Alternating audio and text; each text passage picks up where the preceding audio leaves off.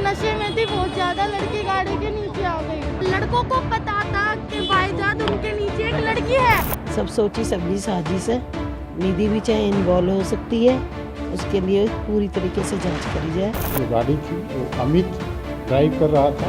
उन्होंने ये देखते हुए कि इसके पास ड्राइविंग लाइसेंस नहीं है, किसी दूसरे आदमी को सजेस्ट किया। कंझावला मामले पर अब जाकर पुलिस ने इसे हत्या के एंगल से देखना शुरू किया है और विचार कर रही है 302 लगाने की। 13 दिन हो गए अंजलि के गए, लेकिन दिल्ली पुलिस की ढिलाई तो देखो, अब तक पता ही नहीं चला कि एक्सीडेंट था या मर्डर। और 302 लगाने के नाम पर तो सब विचार ही कर रहे हैं। इन सब के बीच एक चीज जो हम भूल रहे हैं वो है निधि। निधि का क्या रोल रहा है इस पूरे मामले में। लड़कों की तो गिरफ्तारी हो गई, लेकिन पुलिस निधि को डे 1 से आई विटनेस की तरह ही ट्रीट कर रही है। मामले को अंदर से अगर देखें तो जितना साफ ये मामला दिखता है उतना है नहीं। Hello and welcome to Uncut, मैं हूं आपके साथ आशी सिंह। पुलिस के खिलाफ एक्शन हो रही है, गाड़ी में सवार लड़कों के खिलाफ कार्रवाई हो रही है, लेकिन इस मामले में निधि का नाम कोई नहीं ले रहा है। आखिर क्यों? निधि से जुड़े सवाल कोई क्यों नहीं पूछता? निधि पर जो भी ड्रग्स के केस मामले जो भी दर्ज हैं, इससे पहले भी वो जेल की हवा खा चुकी है और इस मामले में भी उसकी बड़ी भूमिका है। उसके बारे में कोई बात आखिर क्यों नहीं कर रहा है? निधि क्या करती है किसी को नहीं पता। निधि का परिवार कहाँ रहता है, क्या करता है, किसी को नहीं पता। निधि बिना किसी इनकम के दिल्ली जैसे शहर में 3 बड़े घर को ओन करती है, कैसे, ये भी किसी को नहीं पता। अंजलि की मां और मामा लगातार पुलिस के सामने निधि के बयानों की जांच हो ये मांग कर रहे हैं। उससे भी ज्यादा पुलिस ठीक तरीके से सवाल करे, उस रात अंजलि से उसकी क्या बात हुई, क्या था पूरा मामला, उस पर बात करे, लेकिन कोई भी इस ओर ध्यान नहीं दे रहा है।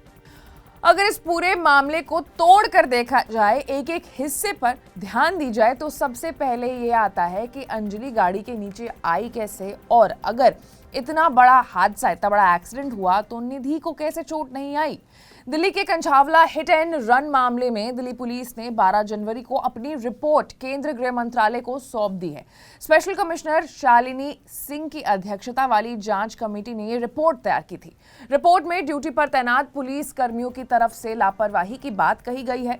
रिपोर्ट्स के आधार पर केंद्रीय गृह मंत्रालय ने मामले में दिल्ली पुलिस के 3 पीसीआर वैन और पिकेट की ड्यूटी पर तैनात सभी कर्मियों को निलंबित करने का निर्देश दिया है। अधिकारियों की तरफ से जानकारी दी गई है और बताया जा रहा है कि लापरवाही के चलते इन तमाम पुलिस कर्मियों के खिलाफ कार्रवाई भी की जा रही है। एक तरफ हम जहां देख सकते हैं कि जो लड़के थे उस गाड़ी में सवार, बलेनो में सवार, उनके ऊपर लगातार पुलिस एक्शन कर रही है, जांच पड़ताल हो रही है। काफी 2-3 लड़कों ने आकर के मामले के बाद सरेंडर भी किया। इस पूरे मामले पर जो भी पुलिसकर्मी, उनकी जो लापरवाही थी उस पर भी कार्रवाई की जा रही है। लेकिन इस पूरे मामले में जो एक सबसे बड़ा पॉइंट, जो सबसे बड़ा कनेक्शन है, वो निधि है। उससे कोई भी सवाल, कोई भी पूछताछ नहीं सामने आ रहा है। वो पुलिस की प्रोटेक्शन में है, ना तो वो मीडिया से बातचीत कर सकती है, ना तो उसके कोई भी दिए हुए बयान बाहर मीडिया में आ रहे हैं। और उधर दूसरी तरफ जहां अंजलि की मां और अंजलि की मामा है, वो लगातार इस बात पर जोर डालने की कोशिश कर रहे हैं कि एक बार निधि से भी बातचीत हो, उस रात क्या कुछ हुआ था उसके बारे में बताया जाए। लेकिन इस पूरे हिस्से पर, इस पूरे बयान पर दिल्ली पुलिस का कोई भी ध्यान नहीं है। इन सब मामलों को देख करके एक चीज जो हमें समझ में नहीं आ रही है और एक बहुत बड़ा सवाल भी जो खड़ा हो रहा है, वो ये है कि क्या निधि के आड़ में दिल्ली पुलिस अपनी कमियों को, अपनी खामियों को छुपाने का काम कर रही है?